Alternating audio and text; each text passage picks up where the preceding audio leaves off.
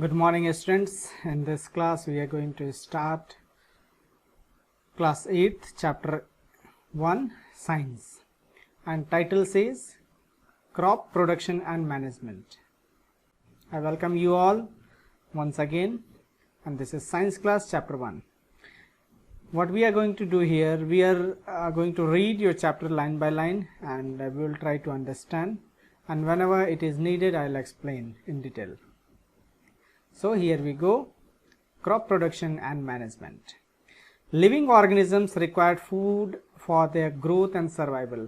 जितने भी जो लिविंग ऑर्गेनिज्म है, लिविंग ऑर्गेनिज्म मतलब जो जीवित जितने भी जो जंतु हैं उनको सरवाइव करने के लिए और बढ़ने के लिए, उनकी ग्रोथ के लिए फूड की आवश्यकता होती है. Plants are known to prepare their own food while animals obtain their food from plants. जो प्लांट्स होते हैं वो अपने फूड को खुद बनाते हैं और जो एनिमल्स होते हैं वो मोस्टली जो है प्लांट्स पे अपने फूड के लिए वो डिपेंड रहते हैं. In order to provide food for large population, regular production, proper management and distribution of food is necessary. जब हम बड़े ही जनसंख्या वाले क्षेत्रों में अगर हमको फूड सप्लाई करना है तो वहाँ पे फूड जो है रेगुलर उसका प्रोडक्शन होना आवश्यक है, और फूड जब प्रोडक्शन होता है तो उसका प्रॉपर मैनेजमेंट होना भी आवश्यक है, और प्रॉपर मैनेजमेंट होने के बाद उसका प्रॉपर सही तरीके से उसका डिस्ट्रीब्यूशन भी आवश्यक है. क्योंकि अगर ये तीनों चीज़ें नहीं होगा, रेगुलर प्रोडक्शन नहीं होगा, उसका प्रॉपर मैनेजमेंट नहीं होगा, प्रॉपर डिस्ट्रीब्यूशन नहीं होगा, तो फूड जो है सभी को नहीं मिल पाएगा. और हो सकता है फूड जो है उसकी शॉर्टेज हो जाए, या कहीं पे ज़्यादा हो जाएगा, कहीं पे कम हो जाएगा, और उसका प्रॉपर डिस्ट्रीब्यूशन भी नहीं होगा तो लोग जो हैं कहीं पे भूखे रहेंगे, कहीं पे किसी को ज़्यादा ही मिल जाएगा. तो इसलिए ये तीनों ही चीज़ें जो हैं फूड प्रोडक्शन में बहुत ही इम्पॉर्टेंट है. हमको इन तीनों बातों को, हमको लार्ज पॉपुलेशन में, एक बड़ी जनसंख्या में इन तीनों बातों का हमको ध्यान रखना है. कौन कौन सी बातें हैं? पहला है रेगुलर प्रोडक्शन होना चाहिए, उसके बाद फिर फूड का प्रॉपर मैनेजमेंट होना चाहिए, और उसका डिस्ट्रीब्यूशन भी प्रॉपर होना चाहिए. Till 10,000 BC people were नॉमडीज.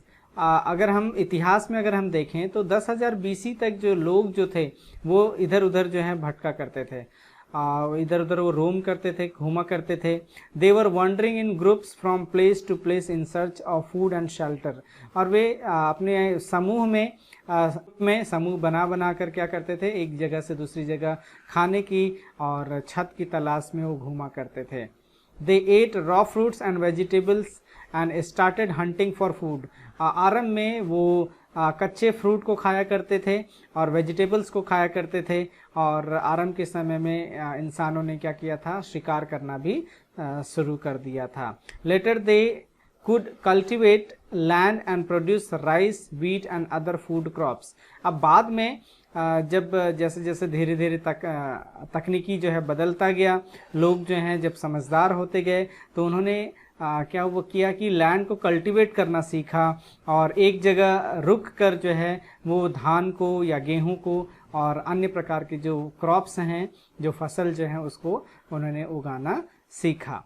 दस वॉज बॉर्न एग्रीकल्चर. और जब वो एक समूह में जगह पे रुक कर जब उन्होंने फसल को उगाना सीखा, तब कहीं जाके एक खेती जो है, कृषि का आरंभ हुआ.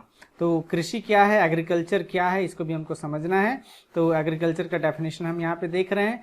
लैटिन वर्ड एग्रीकल्चर जो है आपका 2 लैटिन वर्ड से मिलकर फॉर्म होता है. पहला है एगर, लैटिन में एगर, और दूसरा है कल्चर. तो एगर मतलब होता है फील्ड और कल्चर मतलब होता है कल्टीवेशन.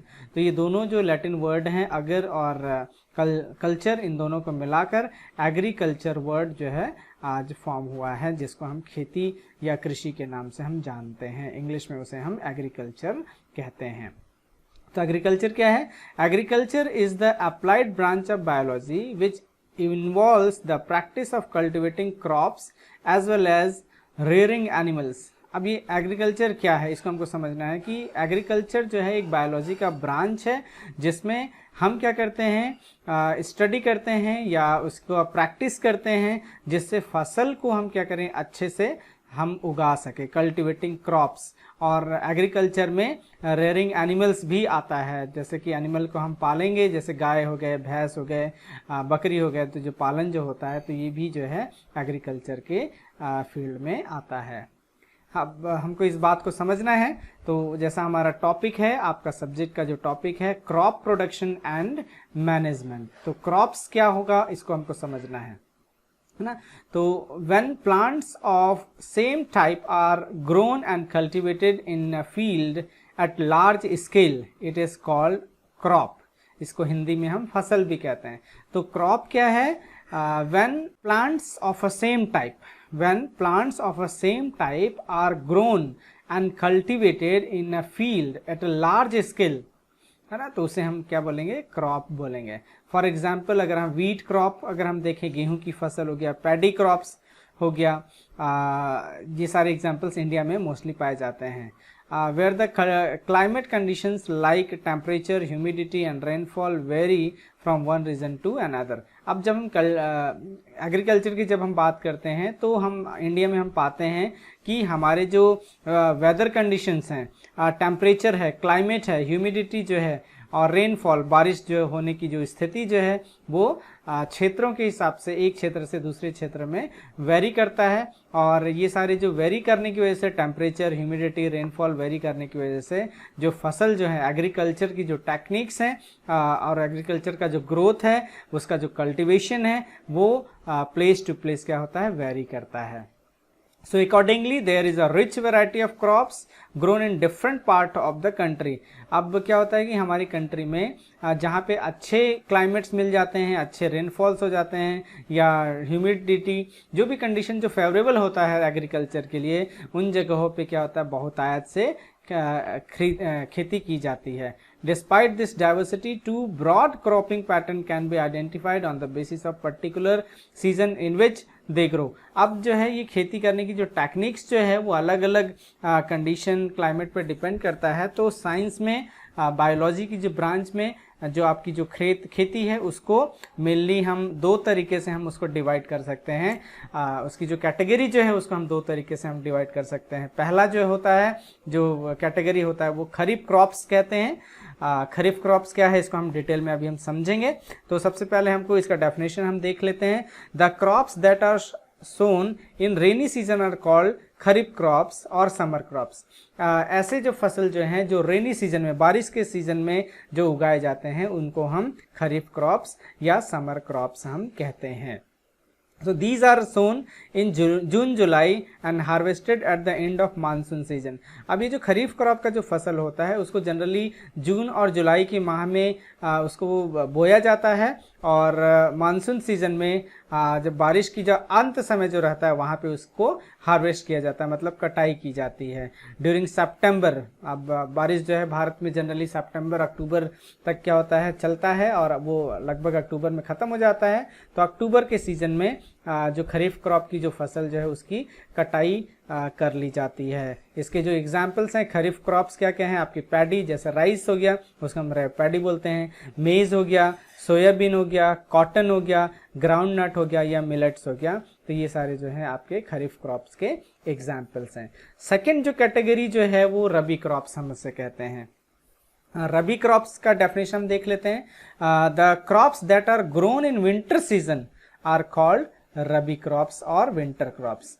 ऐसे जो फसल जो हैं जिनको हम ठंड के समय में हम लगाते हैं, बोते हैं, उसको हम रबी क्रॉप्स हम कहते हैं। इसको इंग्लिश में आप डेफिनेशन आप इसको लिखिएगा। The crops that are grown in winter season are called rabi crops और winter crops. These are sown during October, November and harvested by March। अब ये जो रबी क्रॉप्स जो है उसकी खेती जो है जनरली हम अक्टूबर और नवंबर के महीने में करते हैं और इसकी जो कटनी जो है, फसल की जो कटाई जो है वो हम मार्च महीने में करते हैं। तो ये इसको हम रबी क्रॉप्स बोलेंगे। इसके जो मेन जो एग्जांपल्स जो हैं वो है वीट हो गया, गेहूं हो गया या ग्राम हो गया, पी हो गया, मस्टर्ड या लिनसीड हो गया। तो ये सारे जो हैं रबी क्रॉप्स के एग्जाम्पल्स हैं। आई थिंक आपको समझ में आ रहा है कि अभी हमने देखा है क्या क्या हमने देख लिया। एग्रीकल्चर, व्हाट इज़ एग्रीकल्चर हमने देख लिया, व्हाट इज़ क्रॉप्स हमने देख लिया and two major classification of crops. First जो है खरीफ क्रॉप्स और उसके एग्जाम्पल्स हमने देख लिया, और सेकंड आपका रबी क्रॉप्स है, उसका भी हमने एग्जाम्पल्स हमने देख लिया। आई होप आपको समझ में आ रहा है।